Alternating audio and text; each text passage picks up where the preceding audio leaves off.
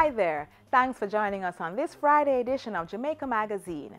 Coming up, a special road safety message from the Minister of Transport, and later, the Prime Minister's Hope program through the eyes of some participants. Trust me, you don't want to miss any of what we have lined up for you today, so please stay with us.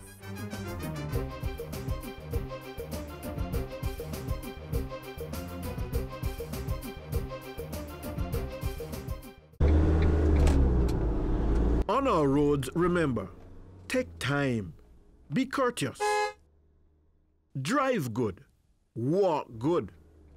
Don't drink alcohol and drive. Don't drive tired or sleepy.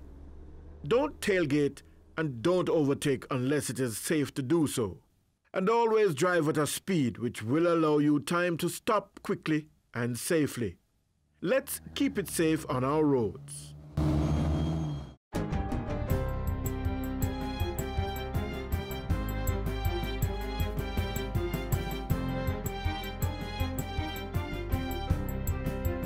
Good day, I'm Stephen McHugh, and this is your JIS News for Friday, June 22. Gender Affairs Minister Olivia Grange has announced that the sexual harassment bill will soon be tabled in Parliament. Minister Grange, who was speaking yesterday at the launch of the Jamaica Women's Health Survey report, said Cabinet has approved the submission on the sexual harassment bill. It is now at the Chief Parliamentary Council, will be fast-tracked in a matter of days to the Legislation Committee of Cabinet, and in a matter of weeks will be on the table at Parliament. Minister Grange said the bill seeks to protect all women and men from unwanted sexual advances, requests for sexual favors, and crude sexual behaviors that create an intimidating, hostile, or offensive environment. She further stated that anecdotal evidence from the Women's Health Survey conducted in Jamaica in 2016 suggests a serious problem with gender-based violence.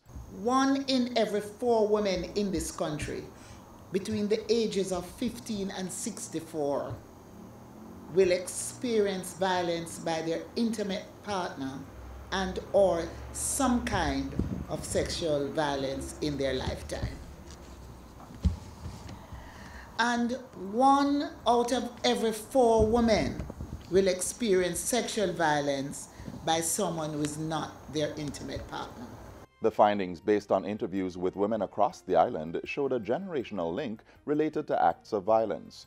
It also revealed that 2 out of every 3 women who are victims of domestic violence do not seek professional help unless in severe cases. The findings of the Women's Health Survey will be used to bolster implementation of the National Strategic Action Plan to eliminate gender-based violence in Jamaica. The 10-year plan outlines actions to prevent gender violence, improve services for victims, and strengthen implementation of laws to deal with perpetrators. A new decontamination section was officially opened yesterday at the Glen Owen Isolation Ward at the Bustamante Hospital for Children. Renovation of the Glen Owen Isolation Ward was adopted as a Labor Day project by the Kingston and St. Andrew Municipal Corporation. The first set of renovation work at the ward was the installation of the decontamination section. The section is fully fitted with 7 beds to better treat minors with infectious diseases. Health Minister Dr. Christopher Tufton says the upgrades are a meaningful addition to the hospital as the facility is now poised to deal with more critically ill patients. The dynamic nature of the environment makes things change, makes the vulnerabilities change, the risk profile change, and it is difficult at times to keep up with the requirements to respond to those changes within the environment. But once we have the partnerships as is being displayed here, and some of the other things that we will do, I think the hospital has risen to the occasion. The decontamination section was also outfitted with air conditioning units, windows and doors, as well as other amenities.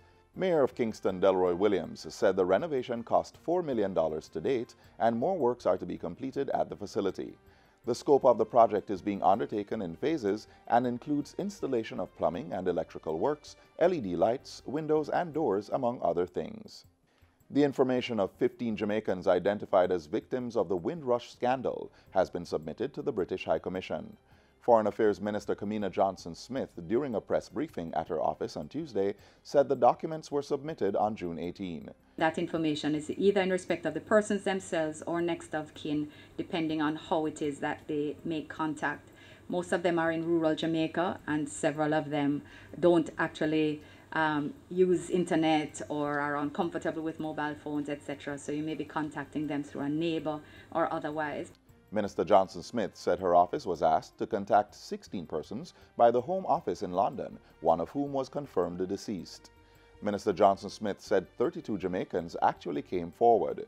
29 were deemed as possible Windrush victims, but 3 fell outside of the Windrush era. Of those 29 persons, 2 persons have received visas to travel to the UK. We know 1 has traveled. We have also been advised that 2 are currently receiving attention. They've received their case numbers. We continue to monitor the situation and to be in contact with the others who have not yet had a process finalized. Minister Johnson-Smith said following last month's meeting of the Commonwealth Heads of Government in London, the Home Office Secretary has since announced a call for evidence as a starting point in establishing a compensation scheme. Bogwalk High in St. Catherine is now the Enid Bennett High School. The school was renamed on Tuesday in honor of the late former State Minister who was instrumental in its establishment. Education Minister Royal Reid hailed Bennett as an exceptional servant of the people who had an outstanding community service record. The minister also pledged funds towards improving the school. We are committing an additional $20 million per year for the next 3 years towards the capital development of this institution.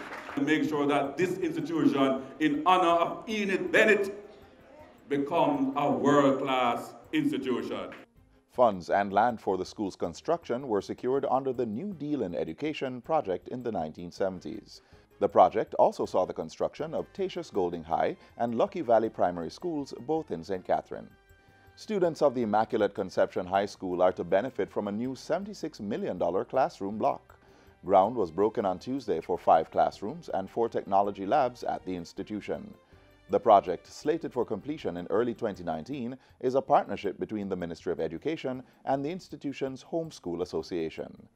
Education Minister Royal Reid lauded the project as the classrooms will provide more space for students advancing to grade 13 at the institution. We are now moving from just few having access beyond grade 11 to everybody getting access beyond grade 11 to grade 13, so that we have a population that is highly skilled, highly trained, certified. So not only will it add to the local productivity on one hand, but equally we'll be able to attract higher quality of investments into Jamaica.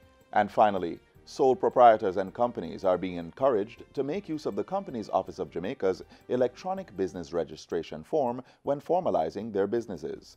The electronic business registration form represents the Caribbean's first online business registration system designed to create a process that is easier and less time-consuming for clients. Persons who do not have internet access may utilize kiosks installed at several tax offices across the island. Once you get accustomed, it will be easy to use. It will save you time and money, because you no longer have to come to COJ. Speaking at a JIS think tank on Wednesday, the Chief Executive Officer said the $35 million project is part of an Inter-American Development Bank-funded public sector efficiency program. The project is currently in its pilot phase. It is expected that once fully rolled out, Jamaica will improve its ranking for business registration on the World Bank's Doing Business report. And that's it for JIS News Today. I'm Stephen McHugh. Thanks for watching.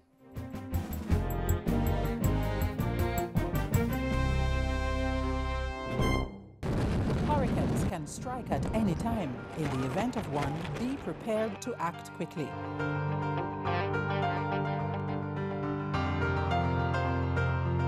If a hurricane watch or warning has been issued, review your home disaster response plan.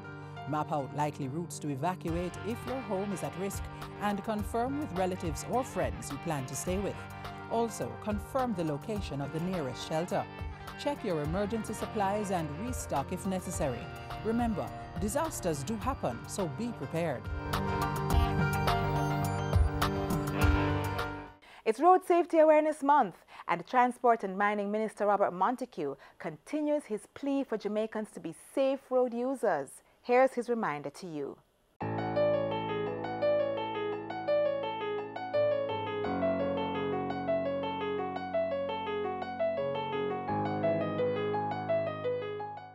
would like to thank every Jamaican who has played his or her part in ensuring that the road network is safer for all.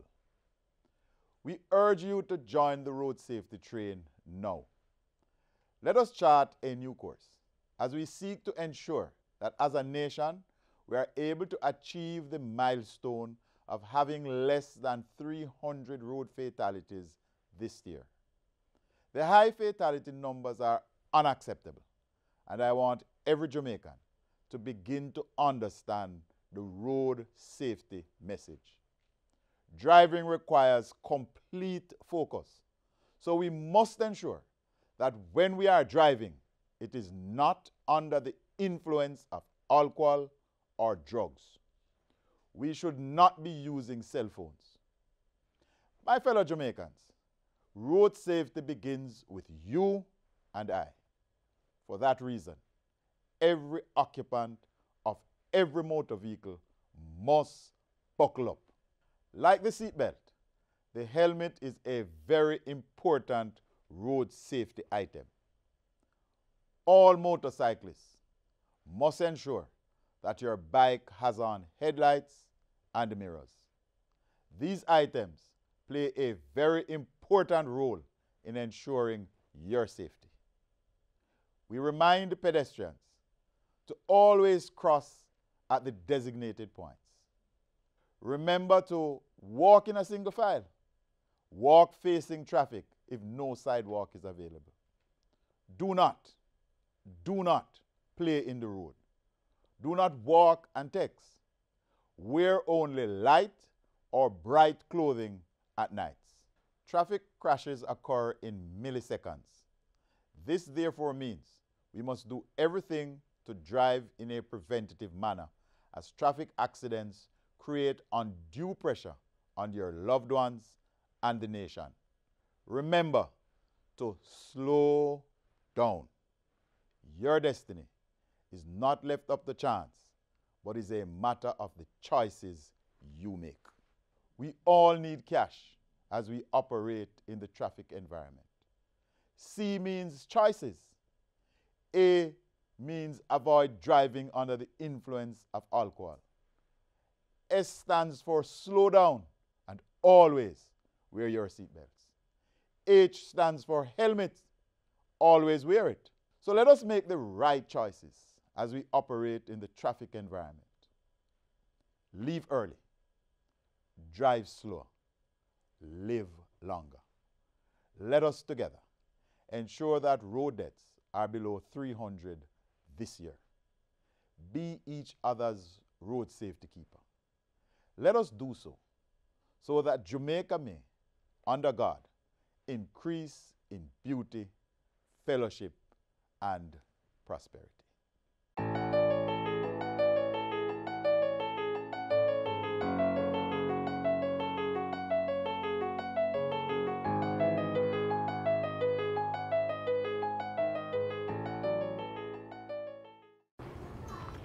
What about my J?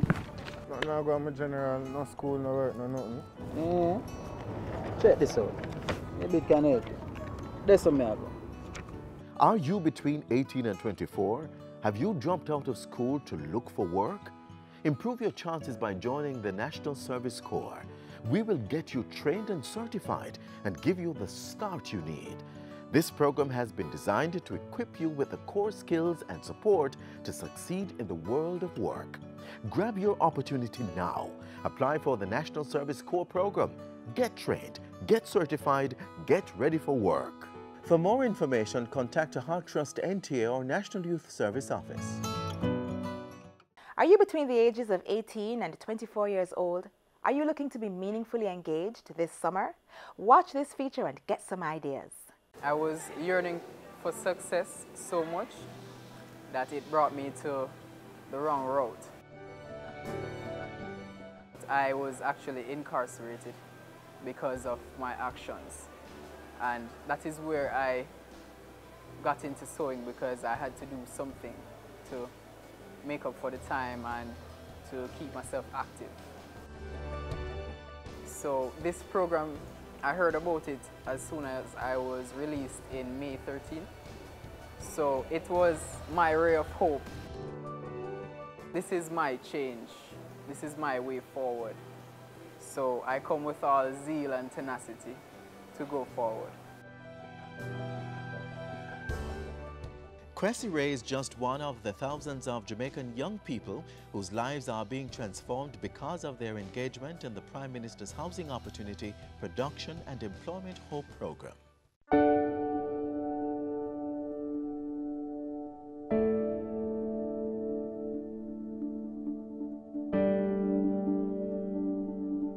The Hope Program is about engaging with the youth of Jamaica in a meaningful way.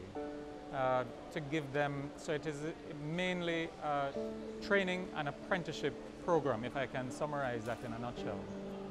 It involves engaging young persons through, firstly, values and attitudes, or what I call core skills training. Then it gets into a skills training, a very basic skills training, and then get them to serve as an apprentice for up to 1 year, honing the skills that they would have learned. And that is exactly the course taken by the Hope Garment Construction Corps at the Heart Trust NTA Garments Academy. The first phase was 2 weeks of what is called core skills training.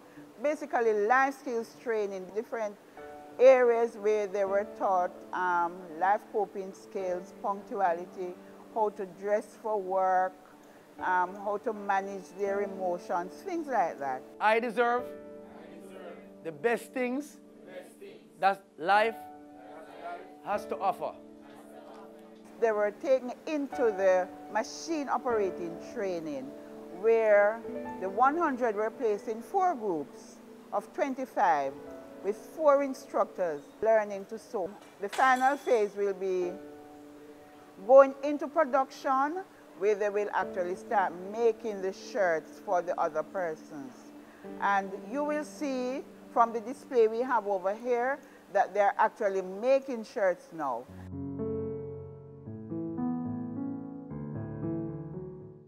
Yes, you heard right. These students are actually making shirts for the over 15,000 participants of the Hope program. When we started the program, the intent was to have everybody be in receipt of a shirt, Oxford type shirt, that would be to help to promote the good working ethics, including their own dress and deportment. To purchase shirts outright and to have them branded, the cost was really far too prohibitive in order to kit out the vast numbers that we're hoping to reach on the program.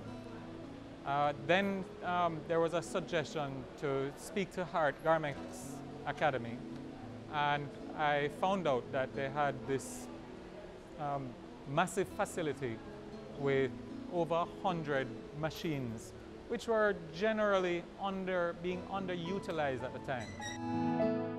Now these young garment makers are learning much more than stitching shirts for fellow Hope participants. I'm enjoying it right now because I can make my own shirt, skirt, and now I'm dropping to make my own dress.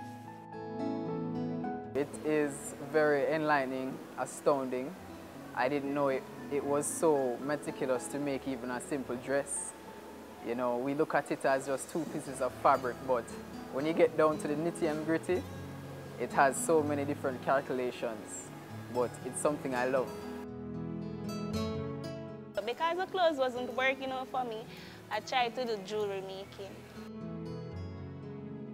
It's going great so far because I can make my own jewelry, I can produce it, I can have my own store and selling them. The length is from the waist to the ground. And none of this would be possible without the team of hard-working instructors on hand. At first, I didn't know anything about sewing. Then, basically, getting the steps from our instructors, and they're teaching us step by step, so you get everything and understand. And at this stage where I'm at, I'm proud of myself, because if I didn't came here, I wouldn't know to do nothing at all. The teachers, trust me, they work hard. It's not easy, dealing with us as young adults. So they work hard. And what I love about them, it's not just about passing for them. It is about sitting down with the person, making sure they understand. So I give the teachers 2 thumbs up.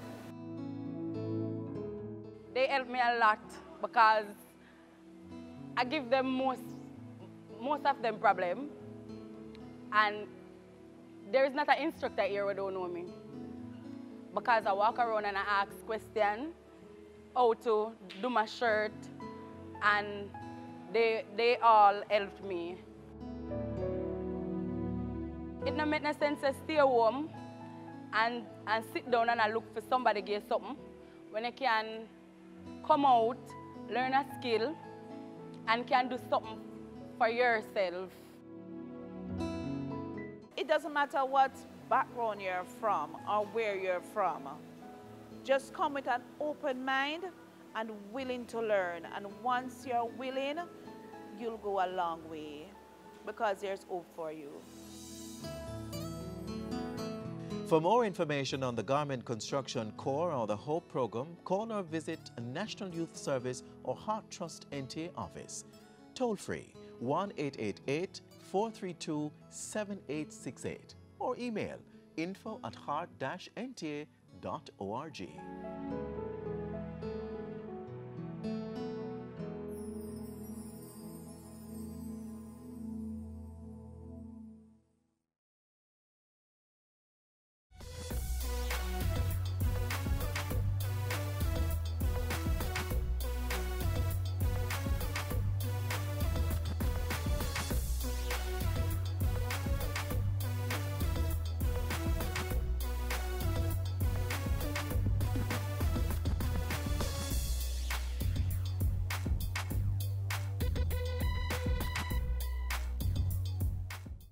Did you know that a spouse, according to the Administrator General's Department, can be a single adult who has been living with his or her partner for over 5 years?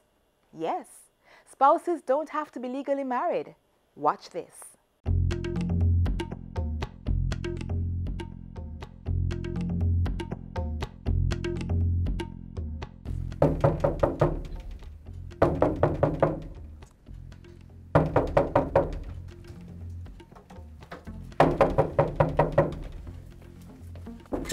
Anna, why you knocking down my door? What is it? Jackie, I don't know what to do.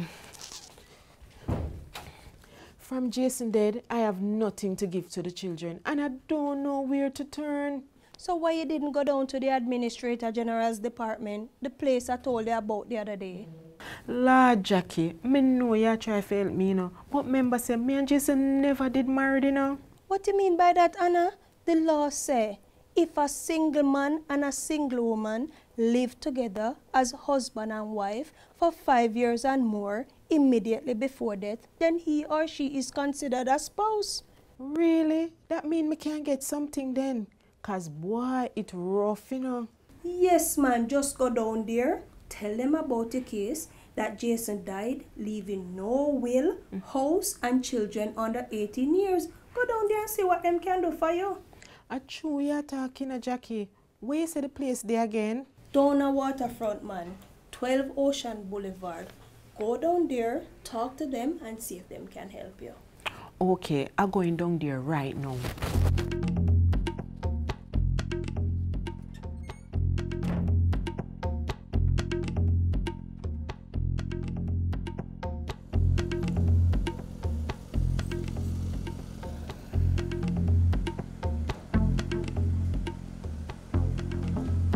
Good morning, madam. How are you? Good morning, miss. I hear that the Administrator General's department can help me. You see, my children, them father died, leaving me with the 2 pitney them, and I'm me alone I care for them. Did he leave a will? Will, ma'am. After Jason never ready for dead, I come from work and drop down dead. My friend tell me say under the law, I'm considered a spouse. By the way, who is a spouse? Under the Interstates, Estates and Property Charges Act, a spouse is a single man and woman living together as husband and wife for 5 years or more. By living together, the two persons should not have been separated at any time during the 5 years immediately before death. A surviving spouse includes a person who is legally married. That is, he or she went in front of a pastor and took the vow of marriage. If Anna meets the requirements, she can hire an attorney at law or go to the legal aid clinic to apply for an order from the court declaring that she's a spouse. Some of the questions the court will look at are: did Anna and Jason break up during the 5 years? Did Jason have any children born in the same year as Anna's children? The court will also want to know if Anna or Jason were married before and not divorced. Once the order has been granted, the spouse would be entitled to benefit from the estate of the deceased. For further information, you can visit the Administrator General's Department in Kingston, 3rd floor at the Office Center Building, 12 Ocean Boulevard, or call us at 922-183023. You can also visit our Western office at the 2nd floor of the National Housing Trust Building at 42B Union Street, Montego Bay, St. James. Telephone 630-4261. Our website is at www.agd.gov.jm. That's the Administrator General's Department, securing your legacy. The 2017 Miss Jamaica Festival Queen winner, Dana Lynn Swaby, has successfully launched and carried out her Learn, Earn, Return project in the parish of St. Elizabeth. The program is not only improving the capacity for youth to identify sustainable opportunities, it is also helping to develop complementary skills and build economic resilience. Watch this.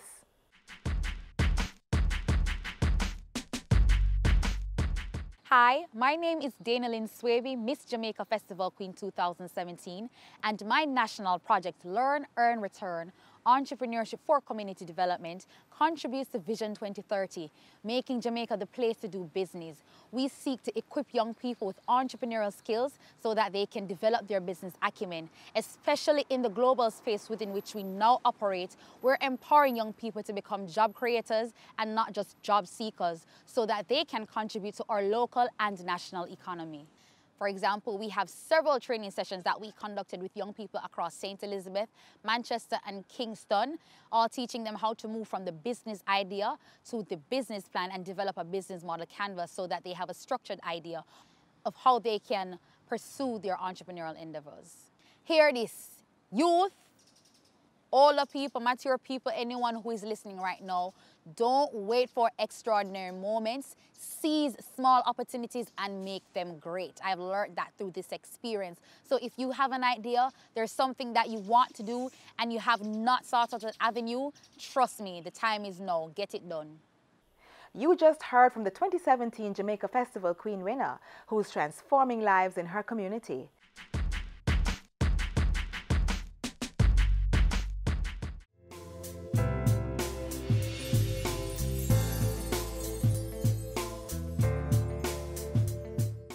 This is where we close off our magazine for today. Thanks for staying with us for the entire show. Another informative edition awaits you tomorrow. Until then, drop us a line, Jamaica Magazine at jis.gov.jm. Visit our website, jis.gov.jm, and be sure to check us out on our major social media sites. I'm Audrey Williams. Until next time, take care.